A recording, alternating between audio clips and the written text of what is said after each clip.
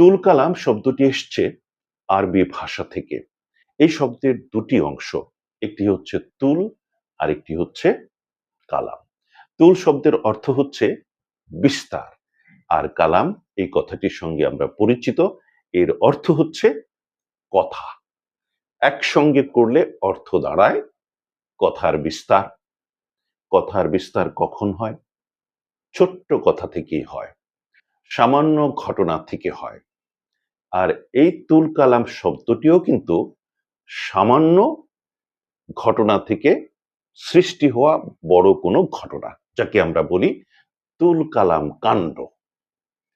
দেখা গেল ছোট্ট একটা বিষয় সাম্প্রতিককালে গুপ্ত একটি ছোট্ট শব্দ কিন্তু তোলপাড় করে দিচ্ছে রাজনীতির অঙ্গন। পাল্টাপাল্টি দোষারোপ চলছে, নানান ধরনের বক্তব্য, বিবৃতি ইত্যাদি চলছে। তার মানে হচ্ছে এই গুপ্ত নিয়ে কি তুল কালাম কাণ্ডটাই না হচ্ছে, আমরা বলতেই পারি। কিংবা ১০০ টাকার জন্য দুই বন্ধুর মধ্যে এমন তুল কালাম কাণ্ড হলো। এই হচ্ছে তুল কালাম কাণ্ড বা তুল কালাম শব্দের ব্যবহার। সামান্য থেকে যা বিস্তারিত হয়, তুমুল ঝগড়া, দীর্ঘ বিতর্ক বা দীর্ঘ লড়াই ইত্যাদিকে বলা হয় তুল কালাম কাণ্ড। আশা করি বিষয়টি আপনাদের কাছে পরিষ্কার হয়েছে।